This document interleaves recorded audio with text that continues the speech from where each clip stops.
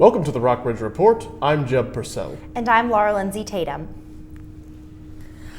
Residents woke earlier this week to a blanket of snow that shut down several government offices and canceled, Martin Luther King Day. Although Martin Luther King Day was on Monday, the celebration in Lexington has lasted all week. Patrick McCarran has the story. Children played. Choirs sang. And speakers channeled the man who is being honored this week in Lexington, the Reverend Martin Luther King Jr. Each year it gets better and better, and we're just glad that people will come out to try to keep the dream alive. Emotions ran high for many this week. Washington and Lee senior Sarah Jean Vallon invoked the words of Dr. King when she urged her audience to fight mistreatment. So I want to employ the young people here tonight to not stand for injustice or for inequality to whatever degree it might be. W&L alum and lawyer DuBose Ausley wavered as he read an editorial of the Birmingham church bombings in 1963. A Negro mother wept in the streets Sunday morning in front of a Baptist church in Birmingham. The Office of Diversity and Inclusion and the music department at Washington and Lee University planned many of the events. It's been a week for at least 5 or 6 years now, and it was just because so many people wanted to participate, and we wanted to make sure that we included different aspects of the community. A lot of the churches and a lot of the community centers in town don't really have a real celebration, so Washington and Lee's celebration really is the community celebration. On Saturday, local students and churchgoers attended the I Have a Dream concert at the First Baptist Church. The event wove music with the words of King's most famous speech. Local children sang, ate, and played games at a birthday party for King on W&L's campus. At Washington and Lee's Law School, a panel reflected on how King's ideals influenced their success in law. For Dr. King, it was equal rights regardless of race, color, or creed. And that work must be continued by each of you in every respect of your own practice of law. Monday ended with a dinner and a series of reflections. Lexington Mayor Mimi Elrod expressed her gratitude to the university. There are people from the community who attend the event, so I think it's sort of a two-pronged important influence, and I'm grateful for the university for doing them. Political analyst Donna Brazil was scheduled to give a speech at Washington and Lee's historic Lee Chapel Tuesday. It has been rescheduled for Sunday due to the snow. For the Rockbridge Report, I'm Patrick McCarran. You can see Donna Brazil's rescheduled lecture Sunday at 5:30 p.m. in Lee Chapel on Washington and Lee's campus. Lexington residents took to the streets last weekend to celebrate Lee Jackson Day by waving Confederate flags. But some residents say that isn't enough. A city ordinance does not allow them to hang the flags from city-owned light poles, and some local residents are upset. Reporter Athena Tao has the story. Lexington is known as the Shrine of the South because Confederate generals Robert E. Lee and Stonewall Jackson are buried here. On Saturday, hundreds of people from as far away as South Carolina gathered here to honor the two generals. It's hard to find men like that today as we look at the mess that we have in Washington. And so teaching my kids to understand and appreciate these men and to try to emulate them in their own lives is really what we're interested in. The celebration satisfied some, but angered others. I'm disappointed because the town itself doesn't seem to have embraced their past. They don't let us fly the flags. In 2011, Lexington City Council passed an ordinance that allows only the American and Virginia flags on city-owned flagpoles. Washington and Lee law professor Ann Massey urged council to pass the law. I don't think it's appropriate to fly the Confederate flag in public places now. Primarily, I think African Americans are offended. I think now most white Americans are offended because they realize how shameful that history is. Police Captain Bucky Miller says a group of South Carolina flaggers comes to Lexington every year before the parade to protest. Between 15 and 25 flag members walked down to the mayor's house. Two of them stood on her driveway side, on either side of her driveway with flags. The other stood on the sidewalk across the street. They were very quiet, very orderly. At the same time, Sherwin Dillard was waving the Confederate flag in front of Washington Street purveyors.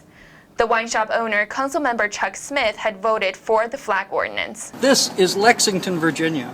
Robert E. Lee is buried on your campus. Stonewall Jackson is down the street.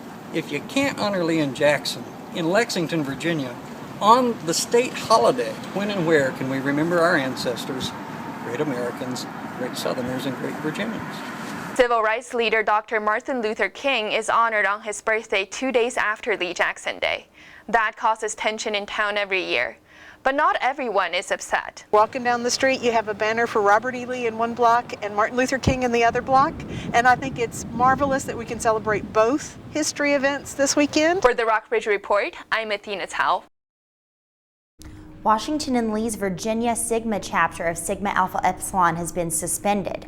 The fraternity's headquarters issued an online statement today citing health and safety violations.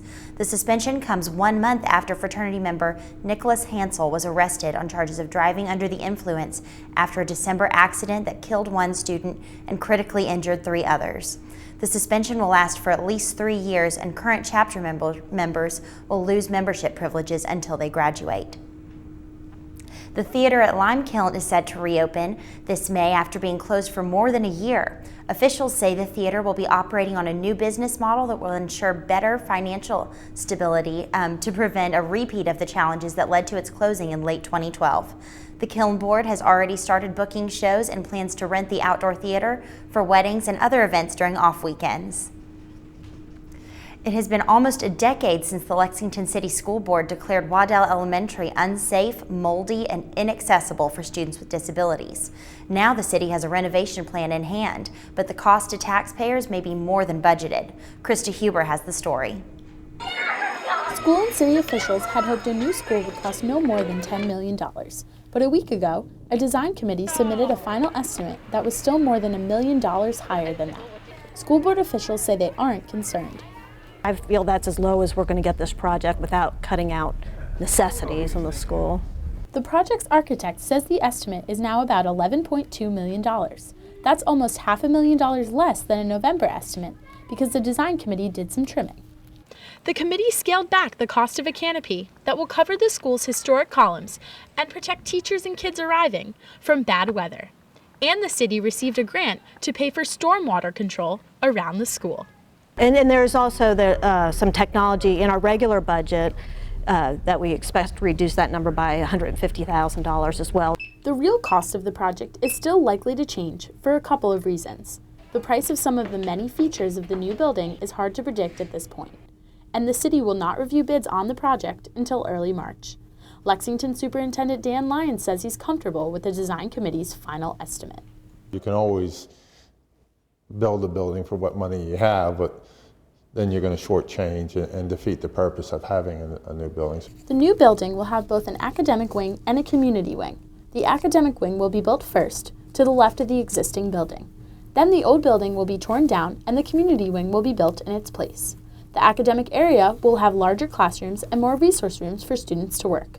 The community wing will include a full-size gym, a stage, and kitchen facilities. Local clubs in the City Recreation Department will also have access to the community section. City residents are likely to see a property tax increase that will help pay off the loan for the project. And the project, including its financing, still needs final approval from City Council. City Council member Camille Miller says she is hoping to get the figure closer to $10 million. But the project's landscape architect says the additional spending would be worth it because the fully budgeted building would improve the Lexington school system. This is something that will only increase Lexington's distinctiveness as one of the top towns in America. For the Rockbridge Report, I'm Krista Huber. City officials hope to break ground on the new building in June. The academic section will be constructed first, followed by the community section in June 2015. Coming up next on the Rockbridge Report, we might not be getting a break from the bitter cold anytime soon. Courtney will have your forecast for the weekend. And later, reporter Olivia Hampton shows us a historic change at one local police department. Stay with us. NFC, AFC, offensive linemen, defensive tackles, quarterbacks, and cornerbacks are all living united to ensure the academic success of millions of kids in our communities all the way to graduation day. But that won't happen without you. So take the pledge at unitedway.org. Make a difference in the life of a child. Suit up like your favorite NFL players and become a volunteer reader, 10, tutor, or 9, mentor with United 8, Way. 7, 6. Did you know kids who play outdoors have healthier lungs? Totally. Did you know that boys that play with dolls make better husbands? My son has lots of dolls.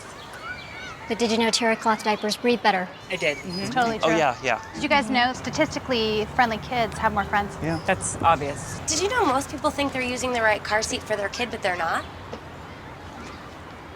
Parents who really know it all know for sure that their child is in the right seat. Visit safercar.gov/the right seat to make sure your child is protected.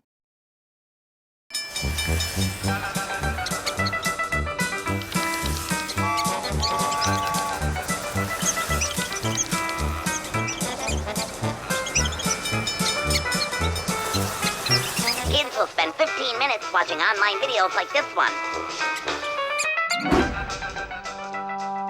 Brushing for 2 minutes now can save your child from severe tooth pain later. 2 minutes twice a day. They have the time. Ever wonder what makes us, the Smurfs, so happy? The forest, of course. This is where we, along with the beautiful forest creatures, make our home with beautiful plant life, clean water, and endless adventures. It's a place to celebrate. So discover the forest with your family today. Visit discovertheforest.org to find a forest near you.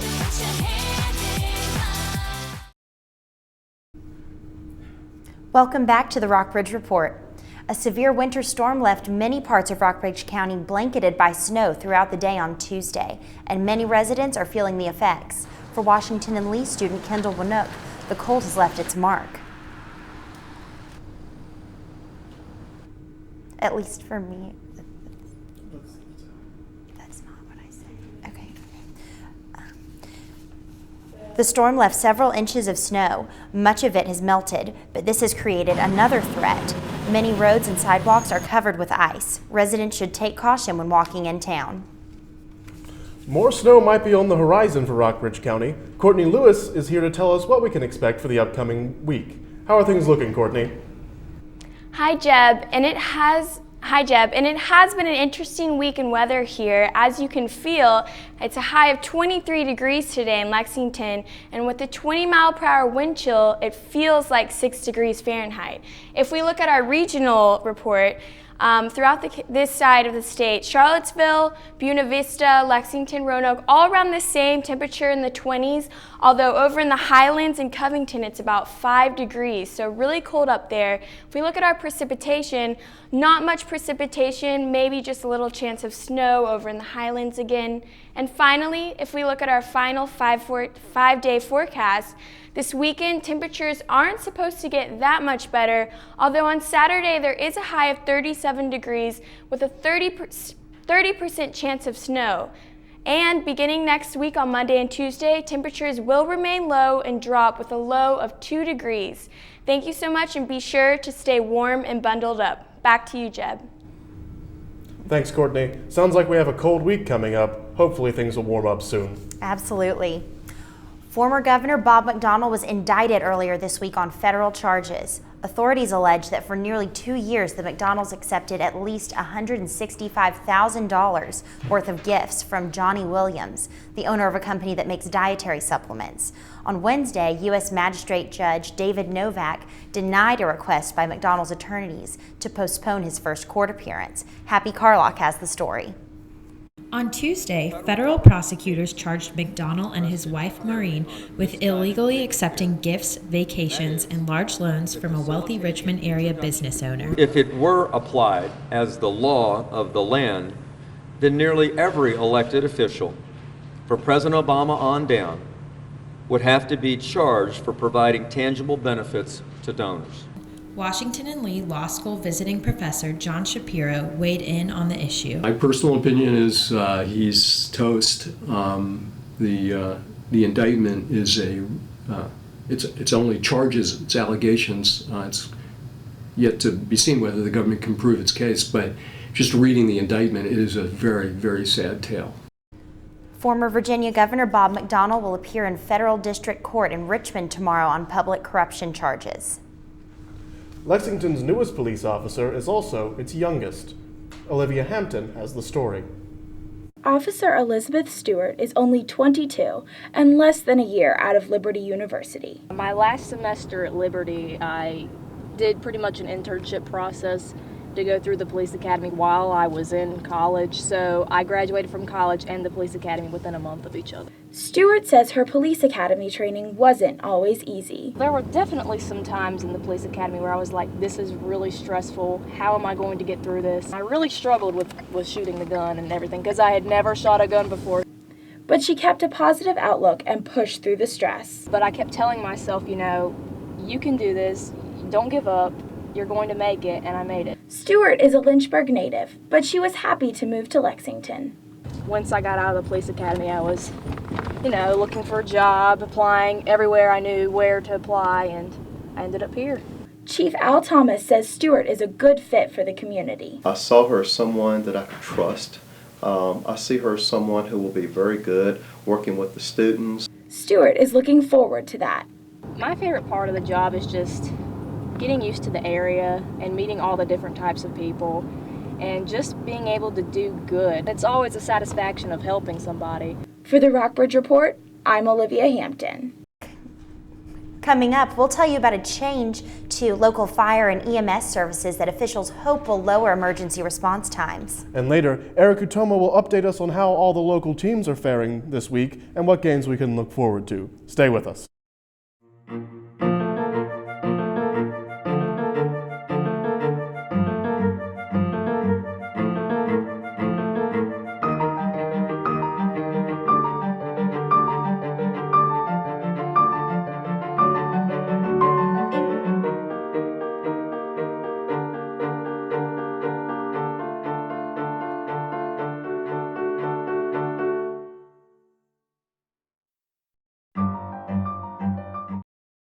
So what you want to do is, have you already enrolled? You're doing fine. What did that just do? Select the drop-down menu again. Wait. It's like you're already enrolled. Example here, so don't panic. You're ready to make your payment. Submit.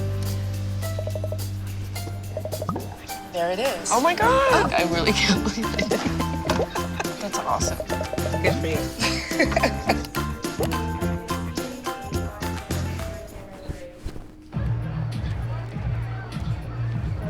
If you drive buzzed, it could cost you around $10,000. You'll face major legal fees, major fines, and steep insurance penalties.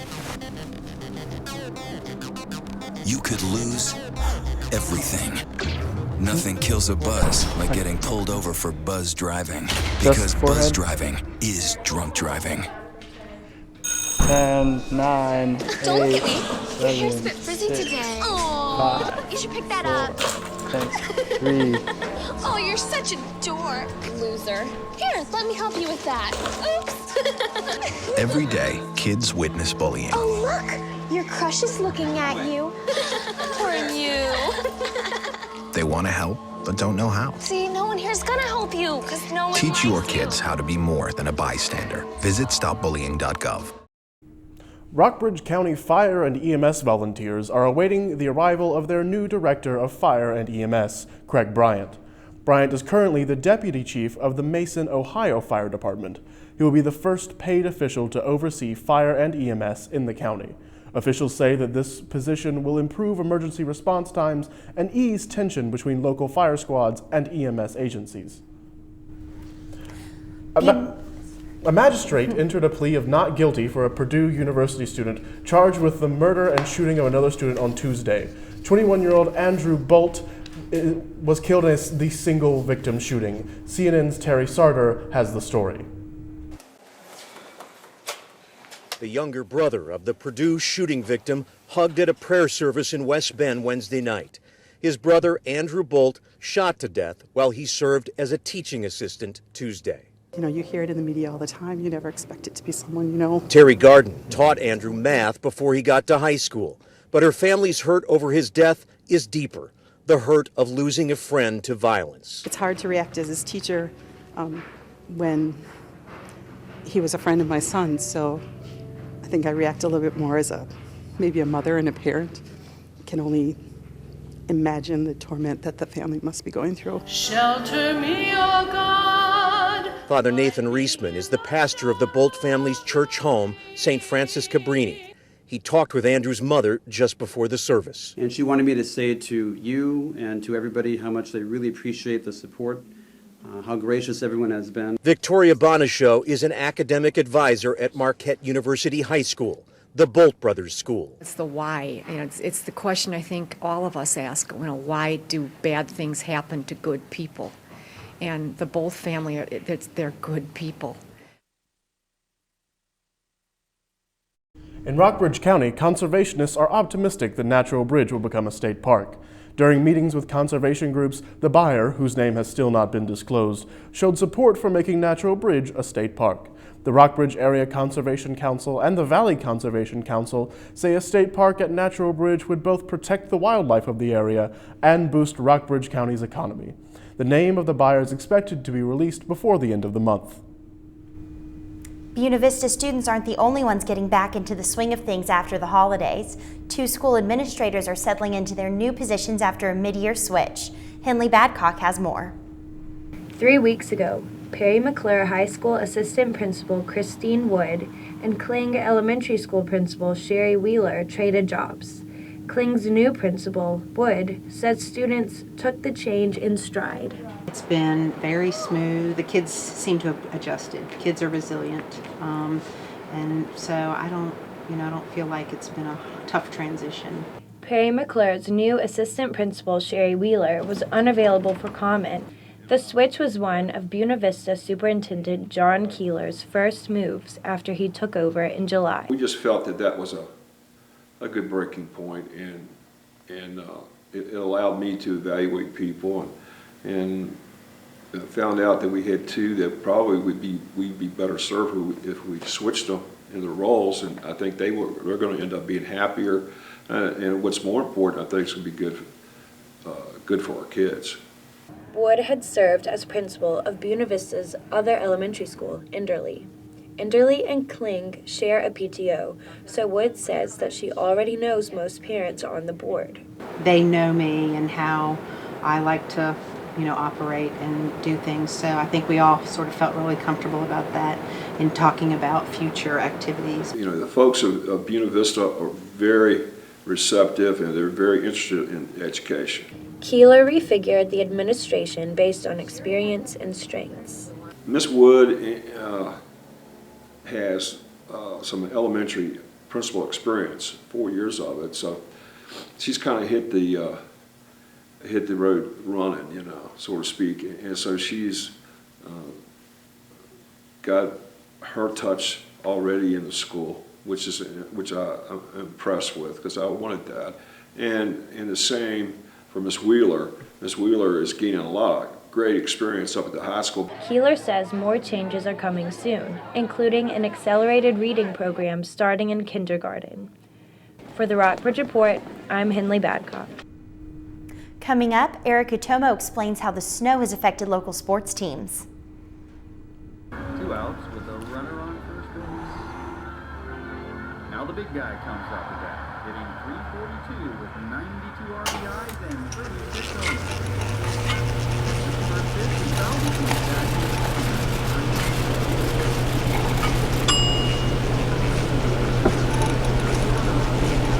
Chill raw and prepared foods promptly. 1 in 6 Americans will get sick from food poisoning this year. Keep your family safer. Check your steps at foodsafety.gov.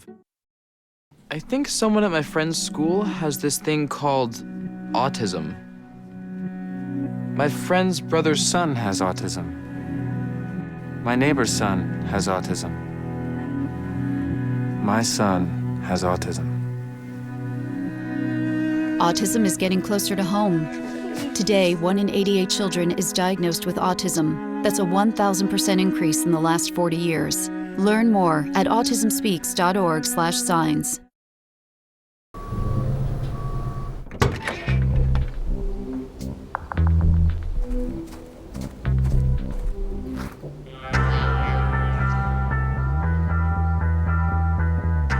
When you throw away money on wasted electricity, you're throwing away everything you could have bought with it. Saving energy saves you money. Learn more at EnergySavers.gov.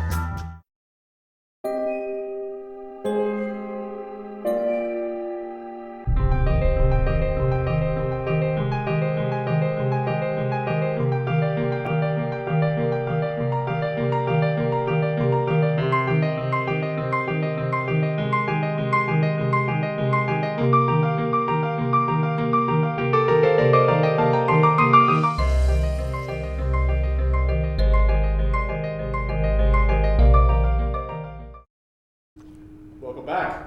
Thanks to the snow, it was a confusing week for Lexington sports. Eric Utomo will tell you what you need to know about this county's teams. Thanks, Jeb. Confusing is one way to put it. Both Rockbridge County's and Perry McClure's high school teams fell victim to the snow. Rockbridge County High School boys basketball team returns to action against Allegheny High School tomorrow night. The Wildcats are looking to get back in the win column after a 60-47 loss last Friday against William Fleming High School. Perry McClure's boys basketball team had 2 games rescheduled. The Fighting Blues were supposed to play Covington on Tuesday and James River today. The game against Covington is slated for February 3rd, and the contest against James River was moved to February 7th. The county's girls will be taking the court as well. Rockbridge County High School's girls basketball team is away tomorrow night at Allegheny High School. That game will start at 6. The Perry McClure's girls basketball team had a game earlier this week against Covington, but it was moved to February 3rd. The high schoolers may have been postponed, but the area's colleges still played hoops. VMI is the first one up. The Keydets took on the Panthers of High Point University in men's basketball yesterday. High Point raced out to a 20-8 lead behind the play of junior Devontae Wallace. VMI woke up and cut the deficit to 8 before the half. Freshman phenom QJ Peterson had 22 in the second frame to force overtime. Senior forward Rodney Glasgow would go on to score 4 straight to give the Keydets their first overtime victory in 3 years, 82-80. That win moves VMI to 10-8 overall and 3-2 in the conference, a mark good enough for the second in the Big South. The Washington and Lee men were in action as well. The Generals basketball team played Eastern Mennonite University last night. The Royals got off to a hot start, scoring 21 against the Generals' 10 early in the first half. Washington and Lee's senior guard Clay McLean would make back-to-back three-pointers to cut the EMU lead to 4 at the break. The Generals' front court would combine to score 20 points in the second half.